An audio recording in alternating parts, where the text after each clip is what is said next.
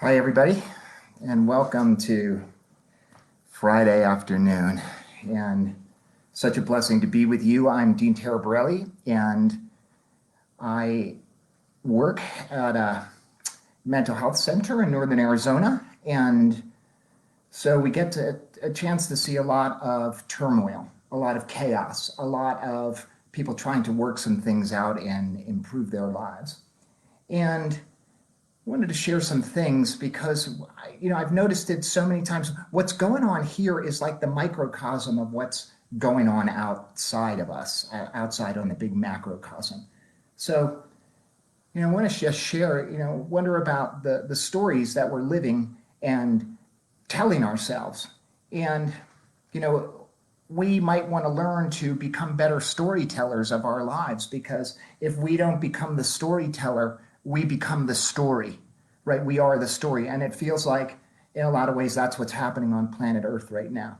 So, as anybody can see it, right now where there's enough resources on this planet to feed, house, clothe, educate every single human being on the planet. But we don't. So why? Why don't we have the wisdom? We have the knowledge, but we don't seem to have the wisdom to do that. And knowledge and wisdom are two different things. So if we look at information, and you can go to Google and get just about anything, unless it's now censored, but what to do with that information, right? So we're currently in the middle of this pandemic, and I don't know the middle, I'm just using that as an expression. We're involved in this pandemic, right? And so there's this life-threatening virus that comes along, and nobody knows where it came from, but we have it.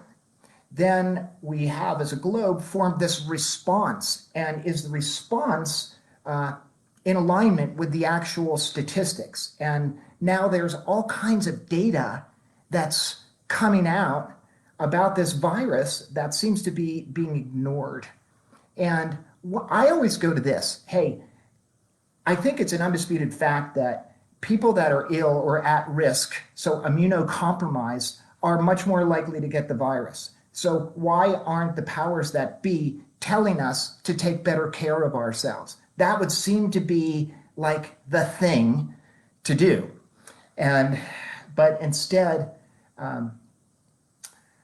we are caught up in this whole thing, and nobody knows what to do. We're getting all kinds of conflicting information. So we've now got the setup between the people that are wearing masks and the people that are not wearing masks.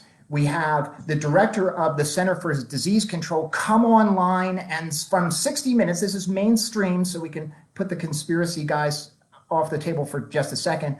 And he says, masks are not helpful. Don't use a mask. Now, this supposedly is the guy who has been advising many presidents before this one, and he's been around a long time, right? So yes, he doesn't know what the virus is, supposedly, but as a person that's been around the block a couple of times, you would think he would know that, wow, when we don't know what something is, let's use this kind of protection. And if you don't have that, well, use this. And if you don't have a hazmat suit, then do this. And even if you're on the beach, do you put your bathing suit over your head? There's gotta, and so it would just seem to be, the confusion that's going on around all this stuff. But one of the things that seems to be pushing towards is a vaccine. And hey, man, I'm all about it. However, what's interesting about vaccines, are they safe? And there's this big thing that they are safe. Well, actually, there was just a lawsuit that was won that vaccine companies are supposed to be self-policing, right? Which is an interesting concept unto itself, and providing biannual reports about vaccine safety. So they test them. Well, that not one of them has been filed in 30 years. So there is no proof that vaccines are actually safe. I'm not saying there are, and I'm not saying they're not. I'm saying we're missing some documentation. The interesting thing about all of this stuff, vaccine manufacturers cannot be sued. Hey, if I've got this great product, and now I've got this thing that I can't be sued for liability if it hurts somebody. And does it hurt people or not? Well, they can't be sued, but there is a government fund, and the maximum people can get is $250,000 per death or severe harm. There's been 4 billion people paid, $4 billion paid, so that's at least 16,000 deaths or serious illnesses so far. So what I'm saying is, maybe we just talk about it. I don't know where anti-vaxxers came up with this thing about all this, like when people can't pose a question anymore, what are we coming to? And there are personal interests involved in these bigger organizations. Somebody from the World Health Organization actually said, yes, when we have people from these companies that are working on our board, there is a conflict of interest. It's inherent in the system. True, right? It's true. But that means that their data is also, we have to look at it from that lens too. Hey, let's be a little bit more skeptical. So I don't know that anybody really knows what the data is. I think there's this whole big confusion. I think that we as a people are now telling ourselves this story that we are not safe, we're not going to be okay, and we need somebody else to depend on them to save us with some kind of medicine. Why? I wonder why, because I'm looking at the people out there, these people that are pro and con of pretty much anything are smart, right? They're smart people. So I did a little bit of checking, and there's this thing called data mining. So it's interesting. Again, I'm going to use the word conspiracy theorist because it's come up a lot. Like, this is a word I haven't used in a really long time, but it seems like anybody that's asked questions now is a conspiracy theorist.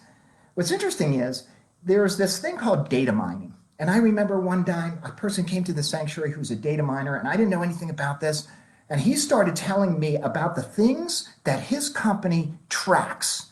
So every single keystroke on your computer is being tracked. Every single cell phone you make call, every WhatsApp text, every single appliance now are smart appliances that are listening to us. And why is that happening? Well, we get patterns. And so data mining is about assembling a giant plethora of information, and from that information we can determine behaviors that we would have never even thought to ask questions about. So, just pick me. Hey, I go to Sedona a few times a week to do whatever. There's a couple of places that I usually stop. There's probably some unconscious pattern. Do I go before or after lunch, or do I avoid traffic, or do I this? Well, my cell phone knows. And so if anybody wants to market to me, well, they know all of my patterns. And they also know every fear, every joy, everything based on what I'm looking at online. So if I'm a conspiracy theorist, they know that, and they're going to feed me things that are going to appeal to the conspiracy theorists or affect them in some way.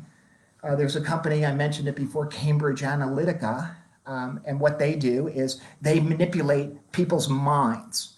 So what data mining means is that advertising can be directed 100% to you. So it's like the Super Bowl commercial now is made specifically just for you, and the person next to you is actually getting a different commercial based on their preferences and their choices. Is that conspiracy? No. That's what's going on. And they do that to market. And what they also figured out is, wow, by looking at all this data, I can actually begin to manipulate people and get people to do certain things. And that's called predicting an outcome. Predicting an outcome. So this is an interesting thing, predicting an outcome. If I can go to the casino that's down the street here and I know what is going to be dealt each hand, I'm going to make a lot of money. If I know what Wall Street, if I know what Microsoft is going to be 10 years from now, boy, I can make a lot of money. If I know this has been used. So if I know the outcome, I can personally gain. And that's, again, not a conspiracy. That's called business and business ideology. And the target is you and your attention. So I'm just wondering if we're being manipulated, and nobody thinks that, of course, and this is all done unconsciously. And how do I understand a little bit about the unconscious mind? Because 95% of our mind is unconscious. The programming of our unconscious mind that happens through trauma and through the downloads of our family system, those are all the things that people are coming to the sanctuary to work out. And they don't even know what they are.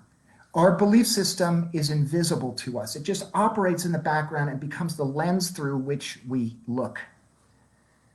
So now, if we're going to talk about getting well, you know, the question comes into my mind, who are we? Like, who are we? And, well, we are part of life on this planet. We're actually basically DNA. And what's interesting, if we look at how many life forms there are on planet Earth, right, zillions, nobody even knows the amount, but it cannot be argued that there's only one life form on planet Earth, and that's DNA.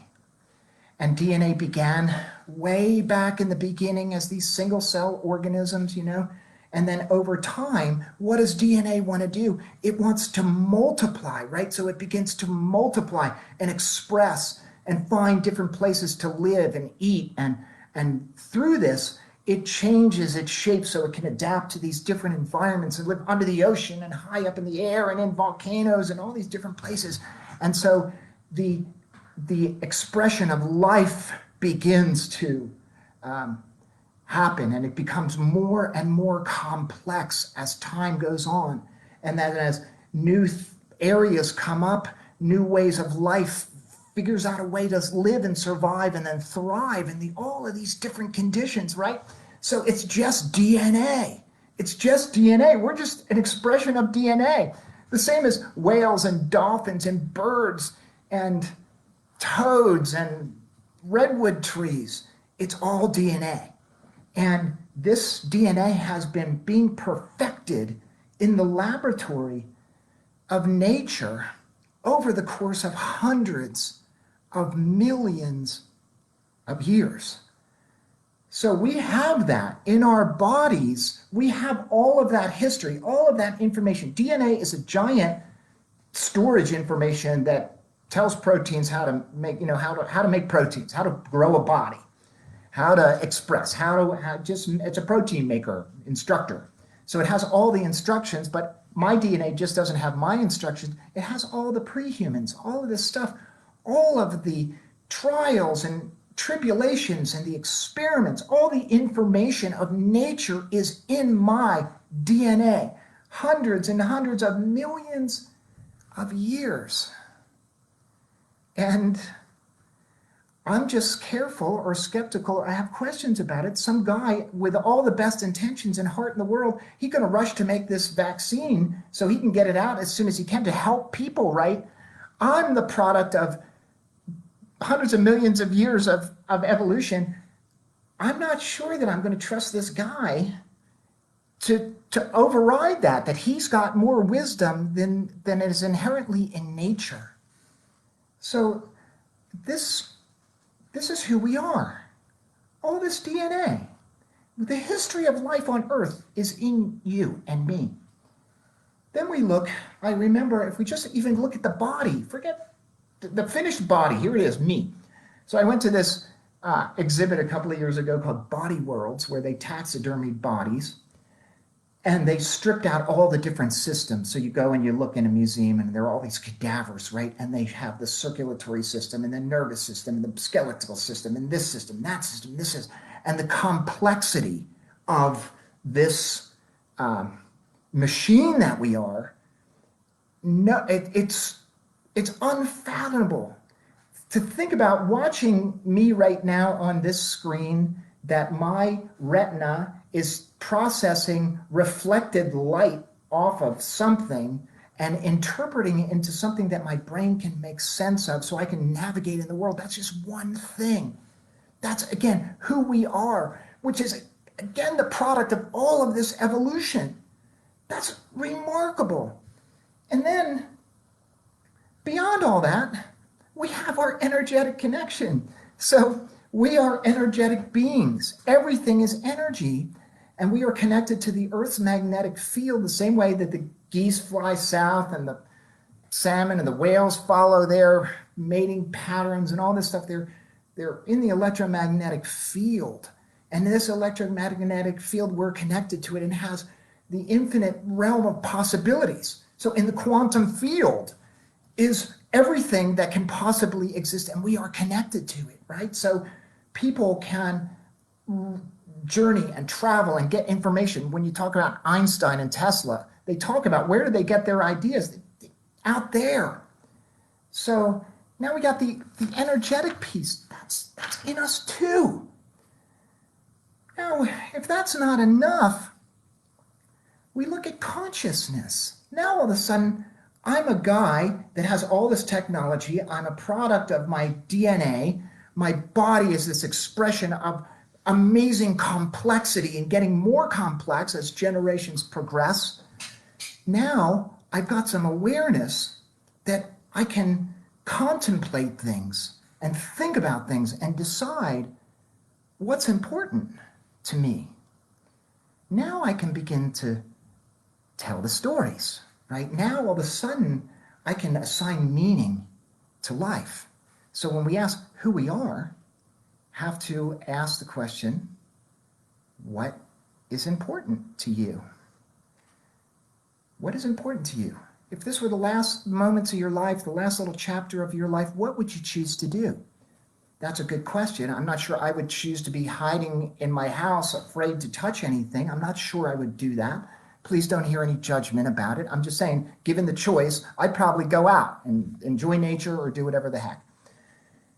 So when we think about what is important, I can only speak for myself. I look at myself. I had a very challenging journey with my own addiction.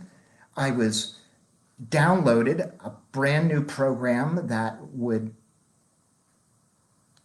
heal that. I came out to Arizona to put that forth, and this became like my passion. I can't tell you the journey of creating the sanctuary, all the trials and tribulations. There was no model. I couldn't look and say, wow, let's use that and let's bring that in. I even had 2 counselors from the Cairn Foundation, which is a major treatment center back east, working here for 2 years trying to create a program. And you know what? We couldn't do it because it would have been just like everybody else. So they had to go and figuring this all out, right? But at the end of the day, I knew that all I wanted to do was to be able to help some people, right? So they didn't have to go through what I went through, and they could learn from my learnings. So for me, what's important is, hey, that I can be in the world and help some people and actually leave this planet a little bit better than I found it. That's the most important thing to me. And to that end, I live and work at the sanctuary. So I'm with my clients 24 hours a day, 7 days a week. So for me, tribe is important. Service, important. Meaning, important. When I see a family reunited, when I see somebody change and something lights up in their eyes because they have made a connection that they couldn't see before, that's it for me. Now, other people, maybe family, maybe it's nature, maybe it's career, maybe all of these things. Are these people that don't care about somebody's grandmother or life on earth or all the other stuff that's being said? All this kind of derogatory stuff that's going on.